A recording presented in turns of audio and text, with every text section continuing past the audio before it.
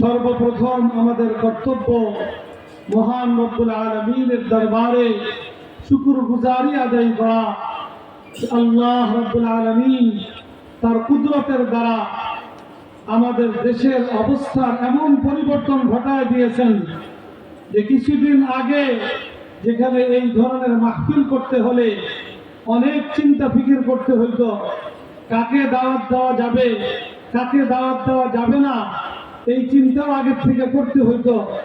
দাওয়াত দেওয়ার পরেও কে আসতে পারবে আসতে পারবে না, কার বক্তব্যের মধ্যে বাধার সৃষ্টি হবে আর কার বক্তব্য নির্দ্বিধায় দিতে পারবে, এই সকল অনেক দ্বিধা শঙ্কার মধ্য দিয়ে আমাদের এই জাতীয় ইসলামী সম্মেলন মাহফিল আমাদেরকে করতে হতো। আল্লাহ রাব্বুল আলামিন তার বিশেষ কুদরতের দ্বারা অবস্থার পরিবর্তন ঘটায় দিয়েছেন। এখন আমরা মন খুলে ইসলামের সব কথা মুসলমানদের সামনে, জাতির সামনে আমরা তুলে ধরবার সুযোগ লাভ করেছি। এটা আল্লাহ রাব্বুল আলামিনের বিশেষ মেহেরবানি। এই জন্য আমরা দিল থেকে আল্লাহর শুকরিয়া আদায় করি, আলহামদুলিল্লাহ।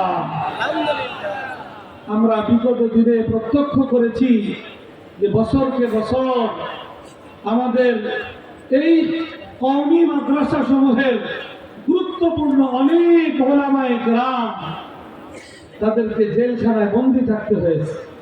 তাদের অপরাধ একটাই যে তারা ইসলামের সময়ের প্রয়োজনীয় কথা জোর গলায় তারা জাতির সামনে তুলে ধরে, এটা হলো তাদের অপরাধ।